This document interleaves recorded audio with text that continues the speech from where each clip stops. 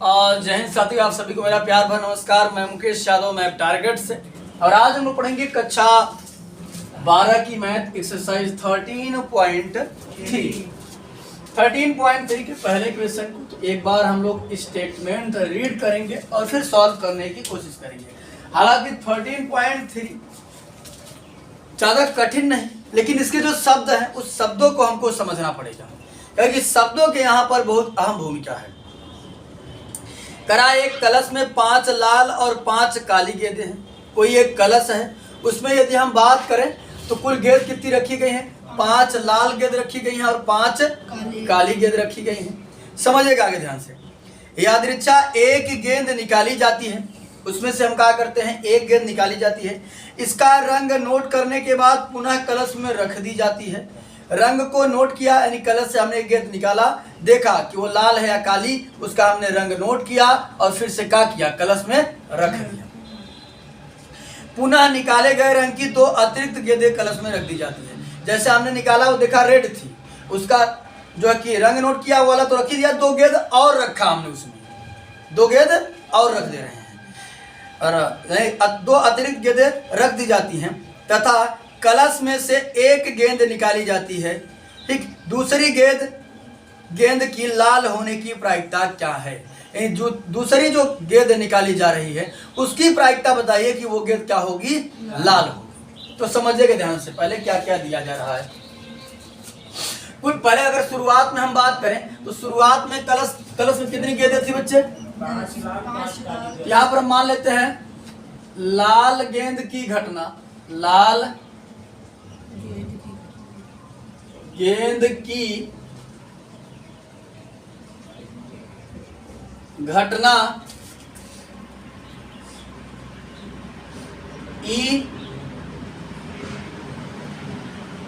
E1 मान लेते हैं, E1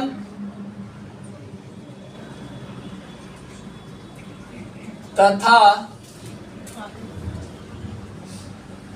काली गेंद की घटना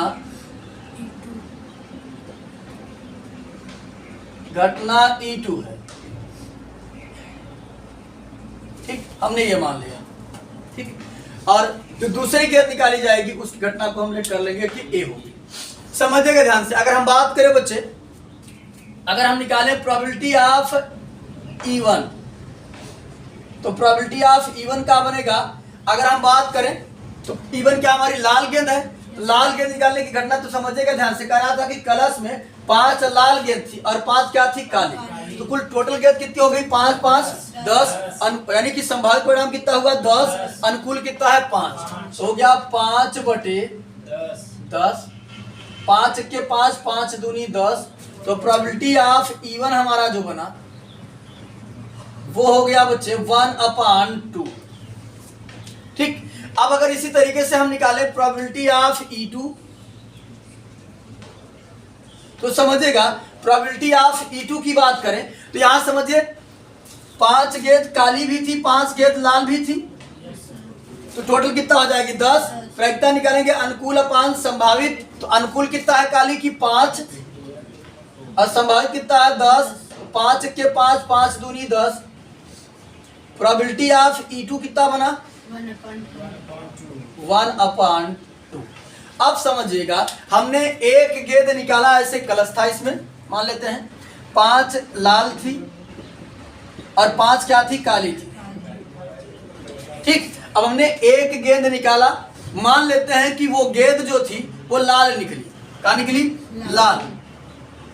वो जो गेंद निकली वो लाल थी, तो हमने उसका रंग लिखा लाल और फिर इसमें रख दिया। जब इसमें रख दिया तो 10 था।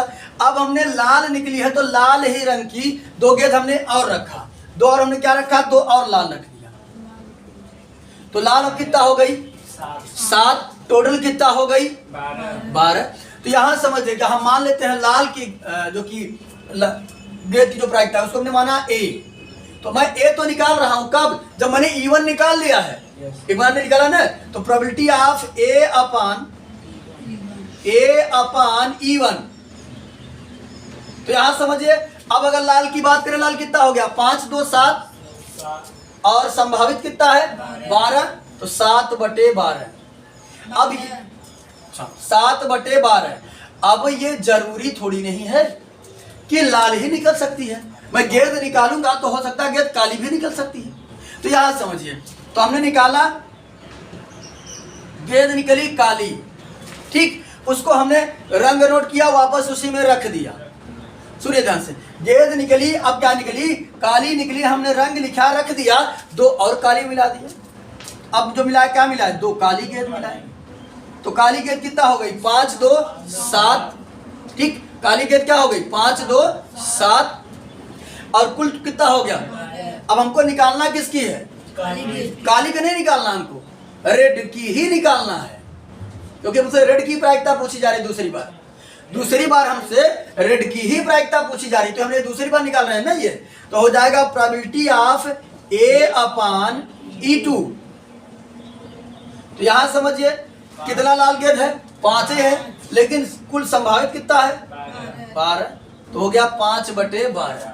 अब हमें निकालना है प्रोबेबिलिटी ऑफ A, यानी कि कुल लाल होने की प्रायिकता, दूसरी गेंद जो निकलेगी उसके लाल होने की प्रायिकता। तो यहाँ निकलेंगे प्रोबेबिलिटी ऑफ A, तो कल हमने फार्मूला पढ़ा था, अगर इस दशा में तो probability of E1 total probability into probability of A/E1 plus probability of E2 into probability of A/E2, तो सारी वैल्यू रख देंगे।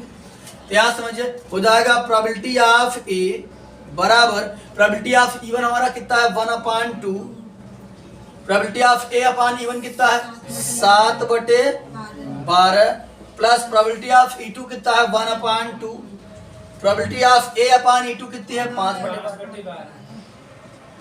यहाँ हो जाएगा हमारा कुल मिला करके 7/24 प्लस 5/24।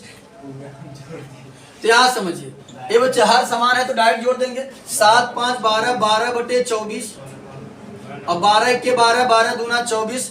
तो प्रोबेबिलिटी ऑफ ए जो निकल करके आया, प्रोबेबिलिटी ऑफ ए बराबर 1/2।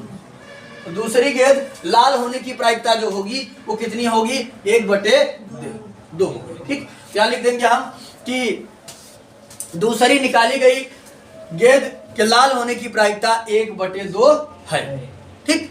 अब हम लोग अगला क्वेश्चन समझते हैं, क्वेश्चन नंबर इसी का सेकंड, यानी कि दूसरा क्वेश्चन समझेगा। ए बच्चे हाँ एक बात अब समझ लीजिए, कैसे जानेंगे यहाँ पर आप कि भैया ये हम कि टोटल प्रोबेबिलिटी लगाएं कि बेस थ्योरम लगाएं, ये भी प्रश्न उठता है।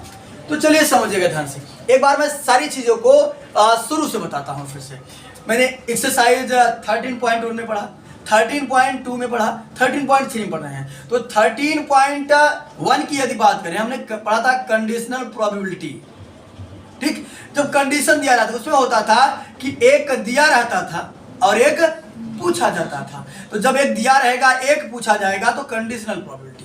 13.2 में हमने सीखा अपवर्जी घटनाएं, यानी उनका जो कि इंटरसेक्शन का होगा 0। स्वतंत्र घटनाएं probability of A intersection B बराबर होगा probability of A into probability of B. तो हमने जो है 13.2 में स्वतंत्र घटनाएं, अपवर्जी घटनाएं, इंटरसेक्शन, यूनियन, ये सारी चीजें सीखा है। और 13.2 में हम सीख रहे हैं कि टोटल प्रोबेबिलिटी थ्योरम और बेस प्रोबेबिलिटी थ्योरम, ठीक है, सॉरी 13.3 में। तो यहां समझिए, इसमें बच्चे अगर हम बात करें तो आप पहचानेंगे कैसे, इसमें जो है अगर टोटल प्रोबेबिलिटी थ्योरम रहेगा तो एक घटना को 2 बार देगा, 3 बार इस तरीके से देगा। लेकिन समझिएगा अगर हम बात करें बेस थ्योरम की तो उसमें कभी 2 थैला होगा, 2 बैग होगा, उन बैगों से कुछ गेंदें निकाली जाएंगी, या 2 कोई कंपाउंड, यानी कि उसमें 2 चीजें रहेंगी, उनमें से कुछ चीजें निकाली जाएंगी। तो वहां पर हमारा क्या लगेगा, बेस थ्योरम लगेगा। जैसे अभी क्वेश्चन करते हैं अगला, तो आप ऑटोमेटिक समझ जाएंगे। दूसरा क्वेश्चन है, एक थैले में 4 लाल और 4 काली गेंद है, और एक अन्य थैले में क्या थैला आया, 2 थैला। मैं आपको पहले ही बताया, यहाँ 2 थैला होगा, 2 डोर होंगे, तमाम चीजें, ड्रावर कहते हैं जो जिसे खींचते हैं, 2 ड्रावर होगा, 2 बैग होगा, कुछ इस तरीके से। एक थैले में 4 लाल और 4 काली गेंद है, और एक अन्य थैले में 2 लाल और 6 काली गेंदें हैं। दोनों थैलों में से एक को यादृच्छा चुना जाता है। ठीक, दोनों थैलों में से एक को यादृच्छा चुना जाता है, उसमें से एक गेंद निकाली जाती है। किसको चुना जाता है? थैले को। पहले किसको चुना जाता है? थैले को। उनमें से एक गेंद निकाली जाती है जो कि लाल है। जो गेंद निकाली जाती है वो कैसी है? लाल है। इस बात की प्रायिकता है कि इस बात की क्या प्रायिकता है कि गेंद पहले थैले से निकाली गई है। हमें ये बताना है कि जो गेंद निकाली गई है उसकी प्रोबेबिलिटी बताना है कि वो किससे निकाली गई है? पहले थैले से। तो पहले समझिएगा बच्चे ध्यान से, यहां से हमारा सेकंड क्वेश्चन स्टार्ट हो रहा है। तो बेग कितने हैं? दो।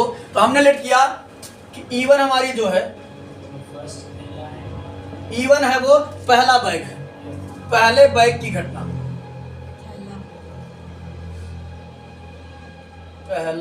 पहले बैग की घटना।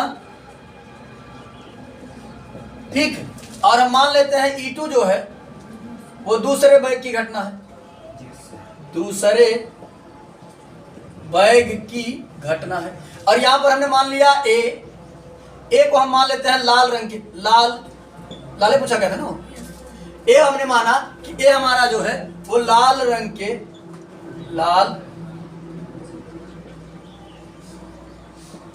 रंग की गेंद की घटना है ना, गेंद है ना, गेंद की घटना। चलिए, इसमें तीन चीजें यूज हुए थे, हमने तीनों को मान लिया। पहला बैग था उसको हमने E1 माना, दूसरा बैग था E2 माना, लाल रंग की गेंद है उसको हमने क्या माना? ए माना। तो चलिए, अब अगर दो बैग हैं, ए बच्चे कई बैग हैं? ऐसा एक बैग है, एक बैग ये है, दो बैग हैं, तो कुल संभावित परिणाम कितना है? दो। इनमें से हम कोई एक बैग चुनते हैं तो क्या हो जाएगा? अनुकूल अपान संभावित। तो एक बैग चुन रहे हैं, एक संभावित कितना है? दो। तो अगर हम बात करें प्रोबेबिलिटी ऑफ E1 बराबर कितना आ जाएगा? 1/2। इसी प्रकार प्रोबेबिलिटी ऑफ E2 निकालेंगे तब भी क्या आएगा? कोई एक चुने हर टोटल दो तो हो जाएगा 1/2। तो प्रोबेबिलिटी ऑफ E1 बराबर प्रोबेबिलिटी ऑफ E2 बराबर 1/2। यानी E1 अगर पहले बैग चुनने की प्रायिकता, दूसरे बैग चुनने की भी प्रायिकता कितनी है? 1/2 है। ऐसे समझिए, कुल मिलाकर टोटल दो बैग था, उसमें से कोई मैं एक बैग चुन रहा हूं तो अनुकूल हो गया एक, संभावित है दो, तो 1/2। यानी प्रोबेबिलिटी ऑफ E1 और प्रोबेबिलिटी ऑफ E2 हमने जो निकाला है वो बैग चुनने की प्रायिकता निकाला है। ठीक, चलिए आगे समझते हैं। अब हम निकालेंगे पहले बैग से लाल रंग की प्रायिकता। किससे? पहले बैग से। तो लाल रंग को हम लोग क्या माना है? ए माना है। तो प्रोबेबिलिटी ऑफ ए, और कौन बैग से निकाल रहे हैं? E1 से। तो जाएगा probability of A upon E1। यानी मैं लाल रंग की घटना को पता तो कर रहा हूं, जब E1 घटना घट चुकी है, बैग चुन लिया गया, तभी उसमें से निकाल रहे हैं हम, है ना? क्या समझिए, probability of A upon E1 तो जाएगा अनुकूल अपान संभावित। ये बच्चे पहले बैग में यदि हम बात करें तो 4 लाल था, 4 लाल और 4 काला, तो कुल संभावित कितना हो गया? 8। अनुकूल कितना हो गया? क्योंकि हमने ए को माना है कि भैया वो लाल वाला है, तो अनुकूल अपान संभावित 4/8। 4 के 4, 4 दूनी 8। तो probability of A upon E1 जो निकल करके आया वो आ गया हमारा 1/2। अब अगर बात करें तो दूसरे बैग से भी तो लाल गेंद निकल सकती थी, है ना? तो निकालेंगे प्रोबेबिलिटी ऑफ लाल रंग की प्रायिकता निकाल रहे हैं कब? कैसे बैग से? दूसरे बैग से। प्रोबेबिलिटी ऑफ E2 बराबर क्या समझिए, दूसरे बैग में कुल मिला करके 2 लाल है और 6 कितना है? काली। तो जाएगा अनुकूल अपान संभावित, तो अनुकूल है 2, संभावित 6 2 8, 2 1 के 2, 2 चौक 8। Probability of A upon E2 बराबर 1/4। दिए गए अनुसार हमने सारी चीजें जो है वो बता दिया है। अब देखते हैं हमसे पूछा क्या जा रहा है, जो उसने दिया था उसके अनुसार हमने कुछ चीजें लिख लिया। अब कह रहा है, सुनिए ध्यान से, उसमें गेंद निकाली जाती है जो कि लाल है। इस बात की क्या प्रायिकता है? किस बात की? तो आगे बढ़ते तब पता है। इस बात की क्या प्रायिकता है कि गेंद पहले थैले से निकाली गई है। गेंद निकाली जा रही है कहां से? पहले थैले से।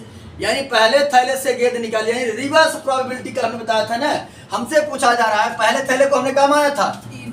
हमसे पूछा जा रहा है प्रोबेबिलिटी E1 और क्या निकाली जा रही है? गेंद। कौन? लाल। या प्रोबेबिलिटी ऑफ E1 अपान ए हमको बताना है। ठीक, तो इसका फार्मूला होता है, कल हम लिखवाया था, probability of E1 into probability of A upon E1 upon probability of E1 into probability of A upon E1 plus probability of E2 into probability of A upon E2। ये बनेगा हमारा। सारी वैल्यू रख देते हैं, सॉल्व कर देते हैं, आसानी से क्वेश्चन हमारा सॉल्व हो जाएगा। ठीक, तो चलिए समझते हैं हम लोग, देखते हैं।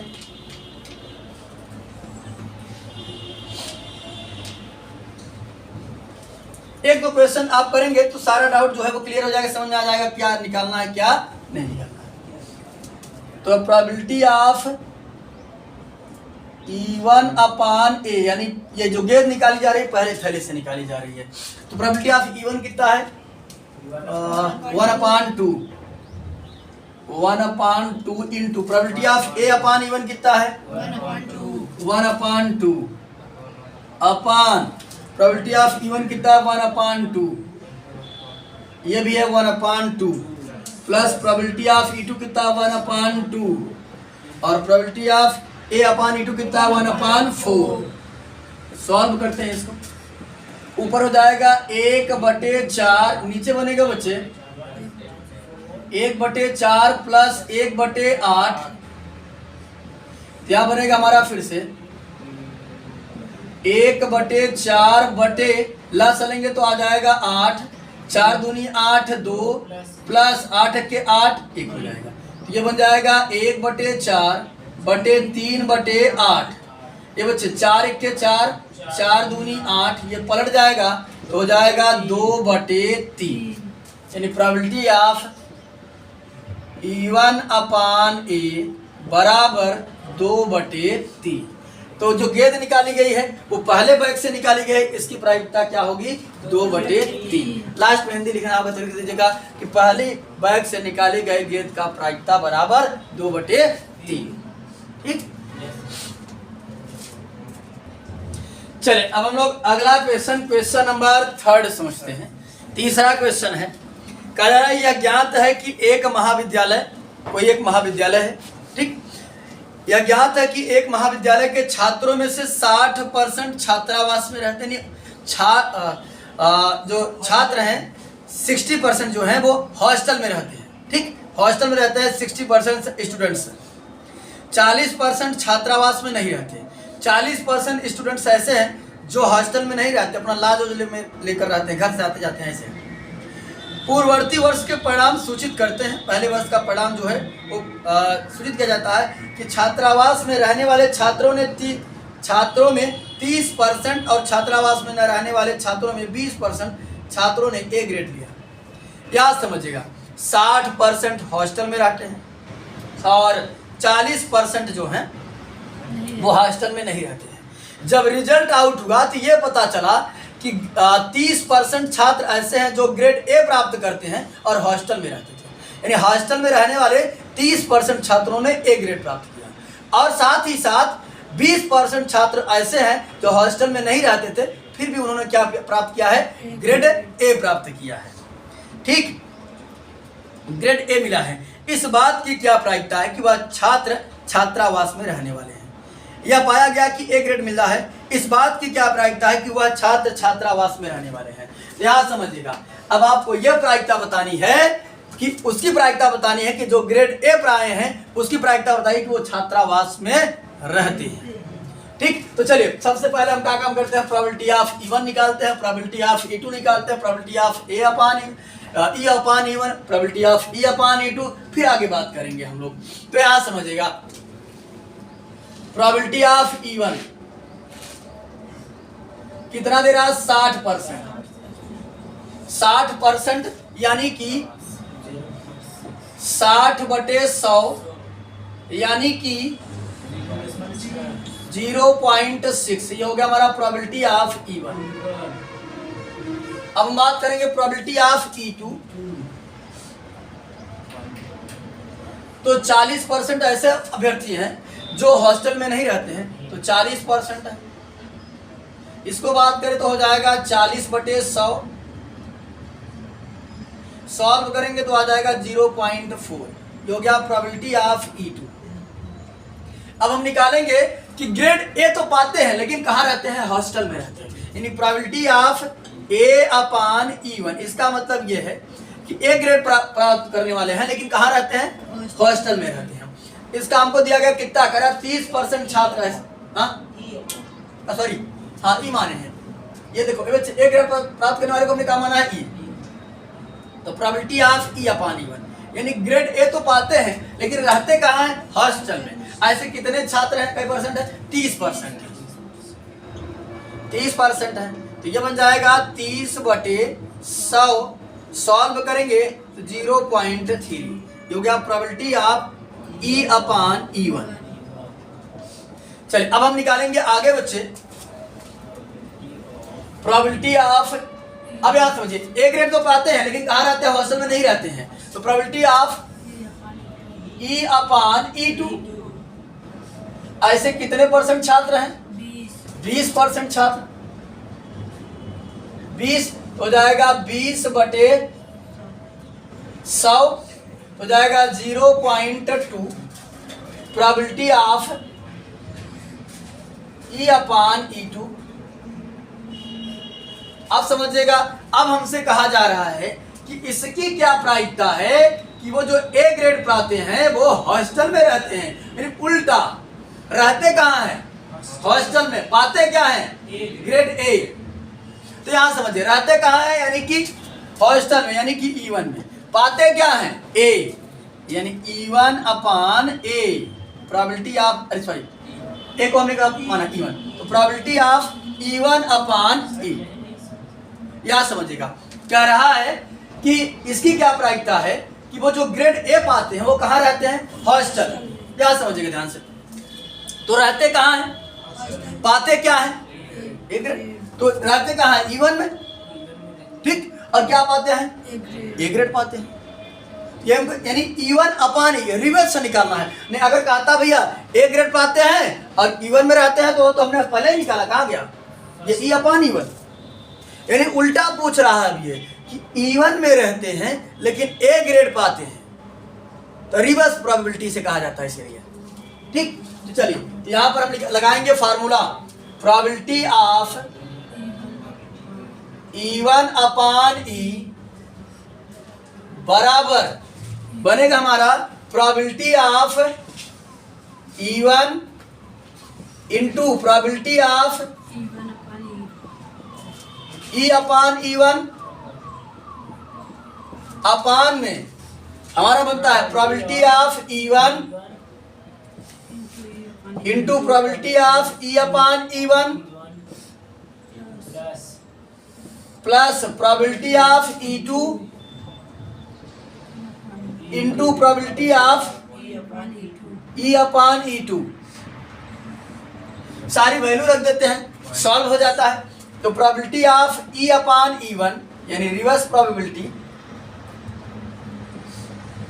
E/E1, प्रोबेबिलिटी ऑफ E1 हमने कितना निकाला है, 0.6 इंटू E/E1 कितना निकाला हमने, 0.3 अपान प्रोबेबिलिटी ऑफ E1 कितना है 0.6, E/E1 कितना है 0.3 प्लस प्रोबेबिलिटी ऑफ E2 कितना है 0.4 इंटू E/E2 कितना है 0.2, सबका गुणा करते हैं, तो probability of E1/E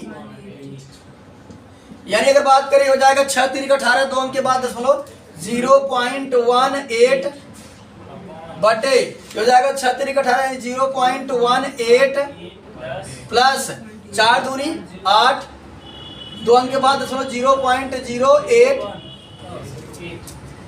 probability of E/E1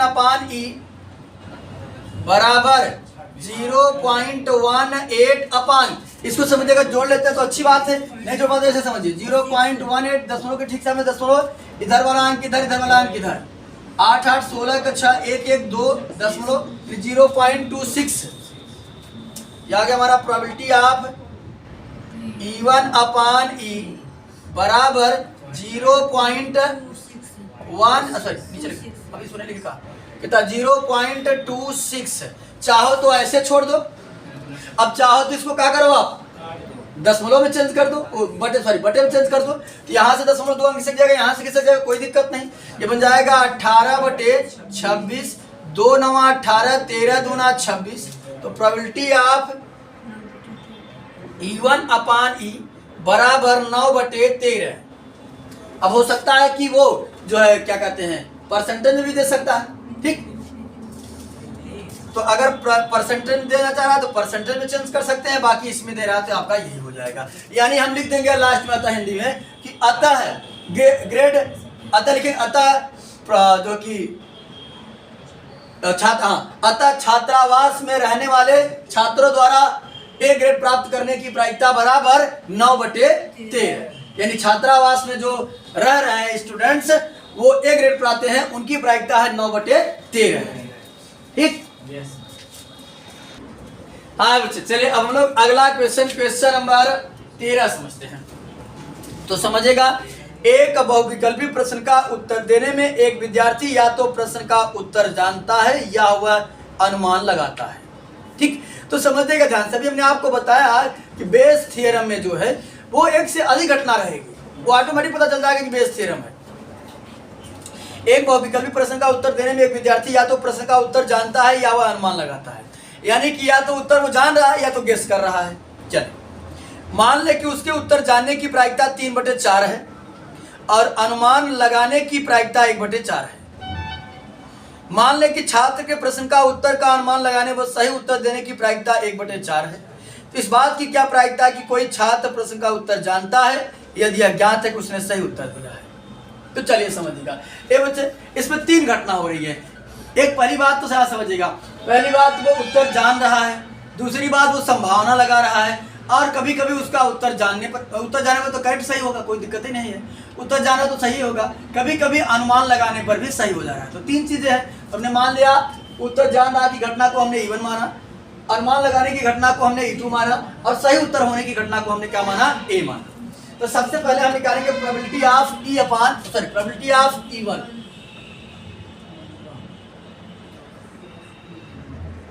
यानी उत्तर जानने की घटना।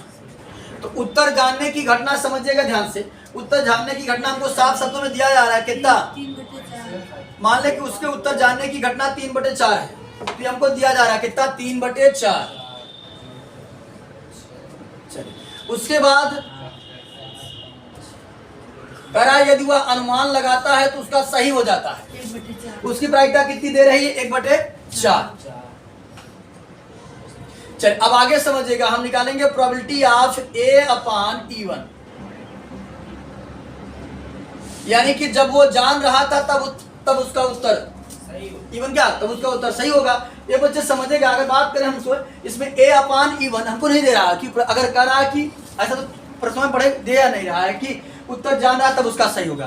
तो यहाँ समझिएगा, अगर मैं किसी चीज का उत्तर जान रहा हूँ तो वो एक निश्चित घटना कहलाती है, और निश्चित घटना की प्रायिकता 1 होती है, क्योंकि मैं जब जान रहा हूँ तो सही होगा ना, तो मैं सही करूंगा, कोई दिक्कत नहीं होगी, उसे पूरा आएगा, पूरा सही कर दूंगा। 10 प्रश्न है, 10 को सही कर दिया तो अनुकूल हो गया 10, संभावित हो गया 10, 10/10 एक आ गई। तो जब मैं अगर किसी प्रश्न का उत्तर जान रहा हूँ तो वो क्या होगा, सही होगा। तो probability of A upon E1, यानी उत्तर जान रहा है फिर भी सही होगा, तो उसकी प्रोबेबिलिटी कितनी हो जाएगी 1। हम निकालेंगे probability of A upon E2, यानी कि उसका उत्तर सही हो गया, लेकिन कब वो अनुमान लगाया तब। इसकी प्रोबेबिलिटी हमको दे रहा कितना 1/4। अब आगे यानी कि हमारे पास प्रोबेबिलिटी ऑफ E1 हो गया, E2 हो गया, A अपान E1 हो गया, A अपान E2 हो गया।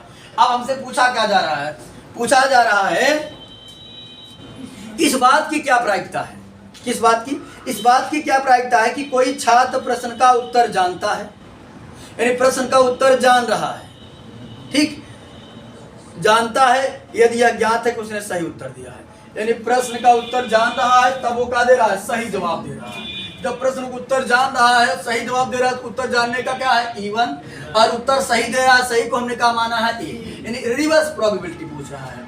क्या पूछ रहा है? E1 upon A, probability of E1 upon A।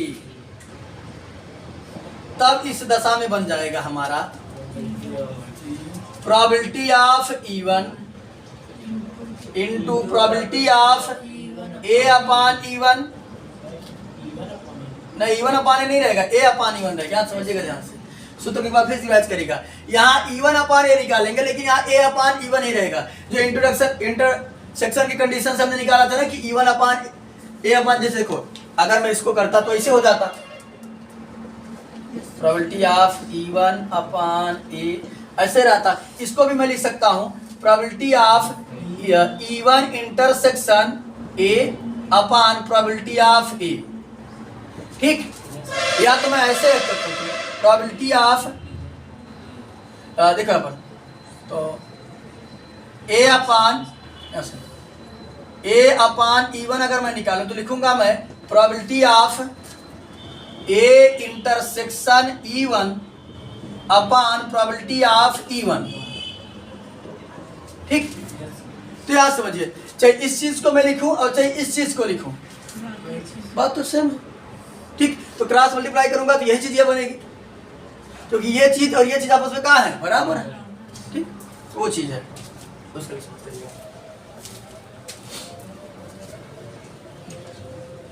तो यहाँ इसमें बेस थ्योरम के कंडीशंस में ज्यादा कंफ्यूजन कभी ना पैदा हो, इसे बता दे रहा हूँ, समझिएगा ध्यान से। यहाँ अगर मैं E1 अपान A लिख रहा हूँ, लेकिन वहां पर वही चलेगा, A अपान E1 ही चलेगा, upon probability of E1 into probability of A upon E1, क्योंकि दो घटना है तो फिर plus probability of E2 into probability of A upon E2। ऐसे भी दिमाग लगा सकते हो कि हम वही चीज रखेंगे जिसका मान हमको पता है। तो चलिए E1 कितना है? 3 अपान 4, A अपान E1 कितना है? 1 अपान E1 कितना है? 3 अपान 4, A upon E1 1 plus E2 कितना है? 1 अपान 4, A अपान E2 कितना है? 1 अपान 4। तो सॉल्व करते हैं थोड़ा सा इसको हम लोग। क्या हो जाएगा? 3/4, इसको करेंगे तो ये बन जाएगा 3/4 प्लस 1/16, क्योंकि हमारा probability of E1 upon A। आगे सॉल्व करते हैं तो ये बन जाएगा हमारा probability of E1 upon A बराबर 3/4 बटे, यहाँ समझिए लास्ट चलेंगे कितना आ जाएगा? 16, 4 चौक 16, 4 बार गया, 4 तिहाई 12 प्लस 16 1 के 16 हो जाएगा कितना? ही तो बन जाएगा 3/4 बटे 13/16, 4 1 के 4, 4 चौक 16 पलट जाएगा बच्चे, तो 4 तिहाई 12 बटे 13। तो उसकी क्या प्रोबेबिलिटी होगी कि वो उत्तर जान रहा है, उसका तब सही है, उसकी प्रोबेबिलिटी हो जाएगी हमारी 12/13। अतः करके लास्ट में हिंदी लिख दीजिएगा कि अतः उत्तर जानने के कंडीशंस में जो होगा वो उसका जो है कि सही उत्तर होगा वो होगा 12/13। तो ये लिख लीजिएगा हिंदी लास्ट में। तो आज की क्लास में हमने एक्सरसाइज 13.3 का क्वेश्चन नंबर 1 से लेकर 4 तक हम लोगों ने कंप्लीट कर लिया है। बाकी जो बचे हुए क्वेश्चन है उसे नेक्स्ट क्लास में सॉल्व करने की कोशिश करेंगे। इस वीडियो में इतना ही, बाकी मिलते हैं नेक्स्ट वीडियो में, तब तक के लिए जय हिंद।